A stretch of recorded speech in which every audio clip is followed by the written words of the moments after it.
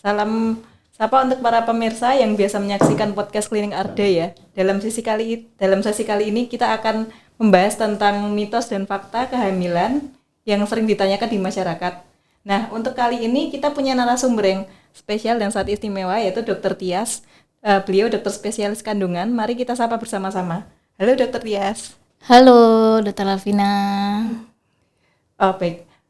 Kalau begitu langsung saja ke pertanyaan nomor 1 yang sering sekali ditanyakan.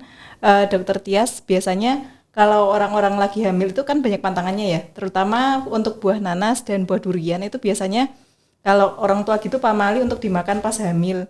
Nah, itu sebenarnya dari segi medis apakah ada faktanya atau itu pure mitos gitu, dokter? Oke, saya tanya dulu kalau dikatakan pamali takutnya apa ya Dr. Alvina untuk durian dan nanas? Oh iya, biasanya gini kalau misalkan ibu hamil gitu kebanyakan makan durian atau kebanyakan makan nanas itu dibilang nanti keguguran gitu, nanti janinnya keluar gitu, Dok. Oke, jadi kalau untuk durian sebenarnya itu makanan yang banyak mengandung serat, ya vitamin, kemudian antioksidan gitu. Tapi selain itu juga harus hati-hati karena durian itu dia kalorinya tinggi. Jadi dia akan cepat menaikkan gula darah. Hati-hati pada yang diabetes atau ada keturunan diabetes juga, nanti biasanya tensinya juga bisa ikut naik. Jadi sebenarnya bukannya pamali karena menyebabkan keguguran, tapi harus dibatasi karena itu tadi dia akan menaikkan gula darah dengan cepat, sehingga paling aman itu dalam sehari paling 1 atau 2 butir dan tidak terlalu sering. Itu yang durian. Kalau nanas sama juga, ini buah yang banyak mengandung vitamin C, ya banyak seratnya juga. Cuman yang jadi wacana kenapa dianggapnya bisa menggugurkan, kemungkinan karena ada kandungan yang namanya bromelin. Bromelin itu ada di dalam nanas. Bromelin itu dia fungsinya bisa memecahkan protein. Jadi nanti di jaringan itu bisa melunakkan, termasuk kemungkinan di jaringan rahim gitu. Tapi itu dengan catatan kalau bromelinnya kadarnya sangat tinggi. Kapan bisa dicapai sangat tinggi itu kalau konsumsi dalam sehari sampai 8 butir, 10 butir. Kan rasanya jarang-jarang ya kalau kita biasa saja mengkonsumsi sampai sebanyak itu. Jadi pada prinsipnya kalau dikonsumsi terlalu banyak ya memang tidak baik, tapi kalau kita memvariasikannya dengan berbagai buah, manfaatnya sebagai vitamin, antioksidan, dan serat itu bagus. Oh, jadi tetap boleh dikonsumsi ya dokter ya, dalam batas yang wajar, maksudnya 1 atau 2 buah saja, nggak sampai kayak misalkan 8 buah gitu ya. Iya. Habis 8 butir itu mungkin terlalu banyak ya dokter ya. Iya. Baik, untuk pertanyaan kedua nih, kan kadang ibu hamil itu pengen minum teh atau kopi gitu dokter. Nah itu terus orang-orang tuh bilangnya, oh kafein nggak baik buat ibu hamil, apalagi di website gitu banyak dokter. Kafein itu nanti bisa menggugurkan janin kalau dosisnya kadarnya terlalu tinggi katanya gitu. Oke. Apakah mitos atau fakta itu? Oke, mungkin kita bahas dulu hal-hal yang menyebabkan keguguran gitu ya, karena kan banyak yang beredar itu ini makanan ini, minuman ini atau aktivitas ini bisa menyebabkan keguguran. Pertama, keguguran di bawah 12 minggu itu kebanyakan karena adanya kelainan kromosom. Jadi memang dari kualitas spermanya atau sel telurnya kurang bagus, sehingga kromosomnya secara genetik seleksi alam dia jadi keguguran. Tetapi kalau di atas 12 minggu, faktor resiko yang menyebabkan itu gabungan dari banyak faktor resiko. Misalnya, ibunya punya penyakit autoimun, ya. Ada macam-macam penyakit autoimun atau penyakit yang berhubungan dengan metabolisme. Ada diabetes, ada kelainan ginjal, kemudian tensi tinggi, preeklamsi, itu pasti bisa pengaruh. Kemudian misalkan ada kelainan pada rahimnya, macam-macam kelainan rahim bisa meningkatkan resiko keguguran. Kemudian ibunya nutrisinya kurang, misalkan mual muntah berlebihan sampai hiperemesis gravidarum, sampai dehidrasi juga bisa memicu. Terus misalkan ada secara langsung trauma, jadi dia jatuh, kecelakaan, itu meningkatkan risiko untuk keguguran. Kemudian yang penting yang kita bahas tadi yang ditanya itu Tentang kafein, karena konsumsi alkohol yang berlebih, konsumsi rokok berlebih, konsumsi kafein itu bisa menjadi faktor risiko keguguran. Jadi keguguran biasanya dia faktor risikonya macam-macam. Nah, kafein tuh termasuk salah satunya. Jadi itu bukan mitos ya, memang fakta, karena konsumsi kafein itu yang bisa jadi range batas yang disarankan itu hanya sampai 200 mg per hari atau sekitar 2 cangkir saja. Dan kafein itu bukan hanya aja ada di kopi, tapi ada di kopi, ada di teh, ada di coklat gitu. Jadi mungkin ya batasannya hanya sampai segitu, karena di beberapa penelitian selain keguguran juga dia bisa mengalami gangguan pertumbuhan, berat lahirnya kurang, prematur dan lain-lain. Tuh, jadi ya memang untuk kopi harus dibatasi. Selain menyebabkan keguguran tadi ya, salah satunya ibu hamil yang mengkonsumsi kopi atau teh itu biasanya bisa memicu asam lambungnya, terutama kalau di kehamilan trimester awal, kan masih mual, masih kembung. Nanti kalau minum kopi teh biasanya ada yang lebih parah lagi mual muntahnya. Atau juga hati-hati kalau misalkan kita diberi suplemen zat besi, kalau kita minumnya sama teh, ya ini penyerapannya zat besinya jadi kurang karena dia menghambat gitu. Lebih ke dibatasi ya dokter. Iya. Tidak lebih dari 200 mg atau 2 cangkir cangkir per minuman hari. berkafein. Betul. Dan itu bisa memicu juga mual-mual karena karakter asamnya ya dokter mungkin. Terus apa namanya, kalau minum kopi memang ada faktanya bahwa dia Iya. mengganggu penyerapan besi tadi ya. Iya. Kalau ini dokter, ada orang yang percaya kalau misalkan minum air kelapa gitu nanti bayinya bisa bersih gitu kulitnya dari lemak-lemak itu pas keluar dokter. Kan sering dibilang itu, minum air kelapa yang banyak nanti pas keluar itu bayinya kulitnya bersih gitu, nggak ada lemak-lemaknya, itu gimana dokter? Iya, kalau tentang air kelapa bisa mempengaruhi kulit bayi itu absolutely mitos ya, karena kulit bayi itu diturunkan secara genetik gitu. Jadi kalau misalkan orang tuanya kulitnya putih, ya itu tidak mungkin kalau sampai anaknya kulitnya itu benar-benar tidak putih gitu ya, atau sebaliknya. Karena itu diturunkan secara genetik, diatur juga sama hormon melanin ya untuk kulit itu.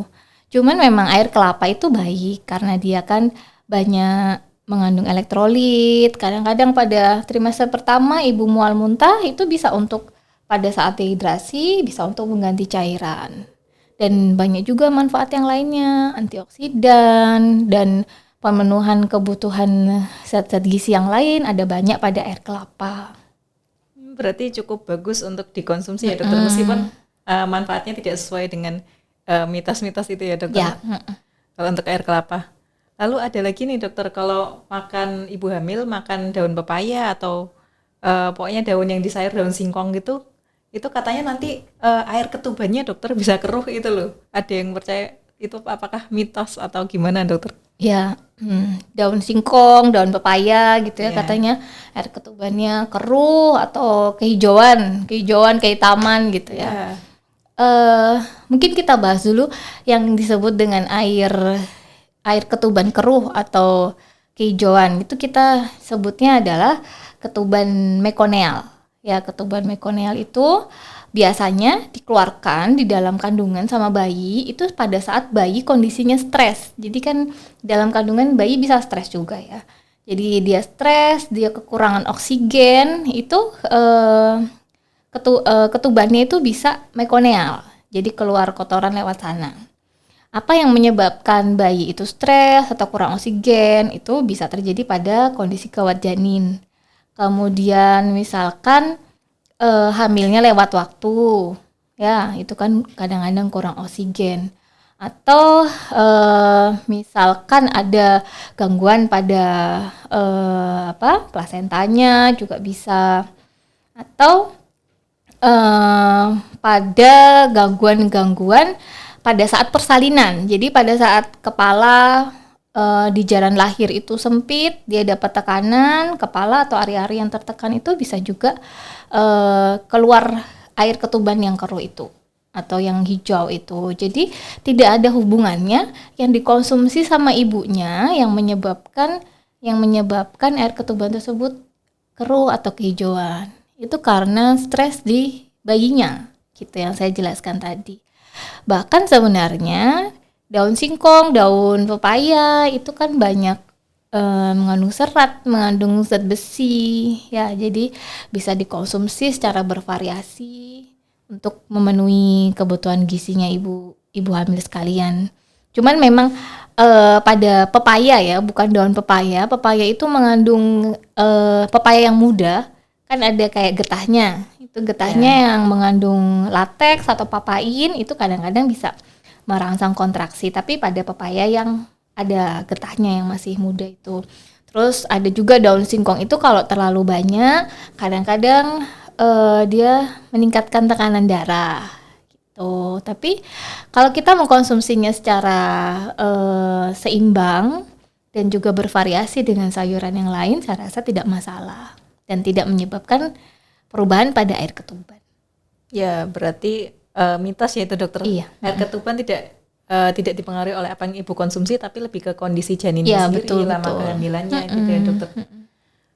Lalu ada lagi nih dokter, kalau bentuk perut ibu hamil ya, mungkin mitos ini tuh atau fakta yang beredar di orang tuh karena mereka mengamati aja ya, kok ibu ini runcing anaknya cowok, ibu ini kok perutnya membulat anaknya cewek. Nah itu sebenarnya gimana dokter tentang jenis kelamin si bayinya itu? Oke, ya itu mitos banget ya. Tapi memang dari orang-orang zaman dulu atau mesti kalau kita lihat ibu hamil membulat tuh pasti perempuan. Runcing kayak turun ke bawah laki-laki. Itu mitos ya, karena jenis kelamin itu biasanya kita melihatnya lewat USG. Dari USG, dari pemeriksaan itu yang bisa dikerjakan mulai usia kehamilan sekitar 18 sampai 20 minggu tuh biasanya kelaminnya sudah bisa mulai terlihat.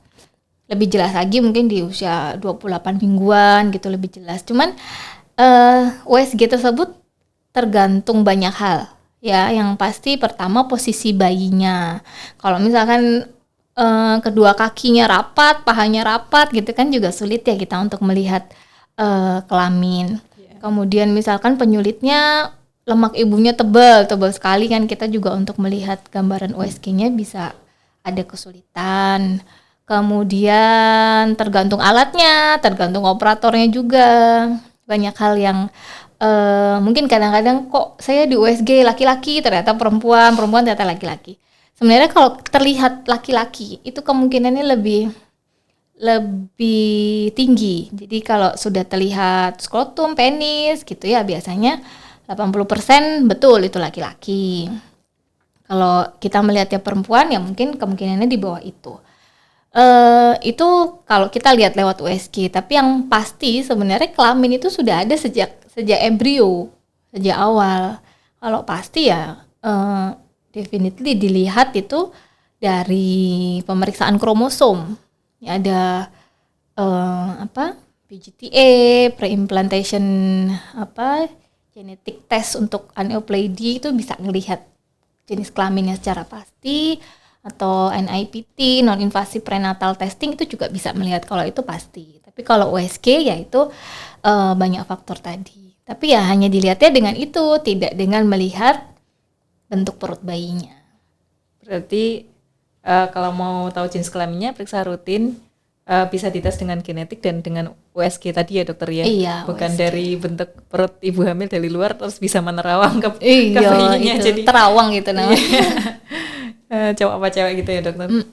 Lalu ini dokter, kalau yang terakhir tuh pertanyaan tentang peliharaan dokter. Jadi kan banyak nih orang yang memang sebelum hamil mungkin biasa pelihara kucing gitu, terus takut sewaktu hamil ini orang-orang pada bilang kayak bulu kucingnya itu bisa menularkan penyakit ke ibu hamilnya gitu nanti. Nah itu bagaimana dokter, pendapat dokter sama yang satu ini? Oh iya. Dokter Lavina punya peliharaan? Oh enggak. Saya sudah tidak ada peliharaannya dokter. Iya, jadi pertanyaannya ini ya, bulu kucing apakah bisa menyebabkan keguguran atau Bisa kayak bawa bawa penyakit. Oh iya. Mungkin kita ini berbicara tentang toksoplasma ya. Toksoplasma sendiri itu penyakit yang ditularkan, infeksinya itu lewat telur dari protozoa ya. Toksoplasma gondii itu biasanya telurnya, ookisnya itu ada di kotoran kucing yang paling banyak. Di burung ada beberapa burung atau tikus gitu ada beberapa, tapi paling banyak di kotoran kucing. Kucing yang memang terinfeksi juga dia dari makanannya. Sehingga apabila kucing tersebut itu bisa kita kontrol, artinya kita tahu makanannya, ya. Kemudian mungkin status kesehatannya, jadi vaksinnya atau lain-lainnya, dan tahu area dia bermain, itu biasanya relatif lebih aman.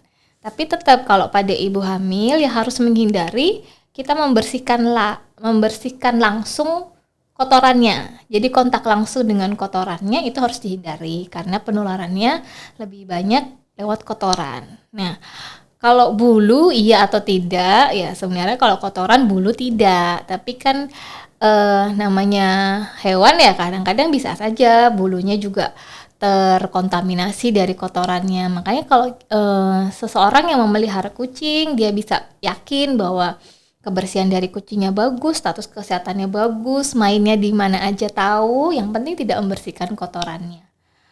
Kemudian untuk toksoplasma, selain kotoran kucing itu, yang perlu dihindari kalau konsumsi daging yang tidak matang. Itu ya, jadi kayak sate yang kurang matang atau sushi yang betul-betul mentah, kemudian misalkan steak itu juga harus minta yang well done gitu ya, kematangannya harus maksimal karena protozoanya tadi tokso itu bisa ada di daging yang masih mentah, juga bisa ada di sayuran atau buah yang tidak dicuci dengan bersih. Jadi harus ngindarin itu ya, kotoran kucing, makanannya harus betul-betul dijamin matang, sama buah sayur dicuci. Karena toksoplasma ini biasanya ibu hamilnya itu dia asimptomatis atau tidak menunjukkan gejala. Cuman nanti kadang-kadang kalau tidak terdeteksi dari awal, nanti di bayinya nanti akan terlihat mungkin ada gangguan pertumbuhan, gangguan pembentukan organ, fungsi-fungsi indera, fungsi organ, atau bisa lahir prematur atau keguguran, bisa sampai meninggal dalam kandungan pun bisa, tergantung keparahan penyakitnya. Gitu. Ya, berarti harus ini ya dokter, harus hati-hati sama makanan, harus matang tadi. Hindari membersihkan kotoran kucing atau punya kucing yang mungkin belum diperiksakan ke dokter hewan begitu ya dokter, karena akibatnya bisa fatal kalau emang ibu itu terinfeksi parasit tadi ya, toksoplasma tadi dokter. Oke, baik, begitu saja untuk para pemirsa. Untuk mitos dan fakta kehamilannya sudah dijelaskan dengan lengkap oleh dokter Tias tadi. Untuk sekarang kami undur diri dulu para pemirsa. Jangan lupa untuk cek konten video Klinik Arda lainnya untuk mengetahui fakta-fakta kesehatan. Karena sehat adalah hak kita semua, maka di Klinik Arda sehat untuk semua.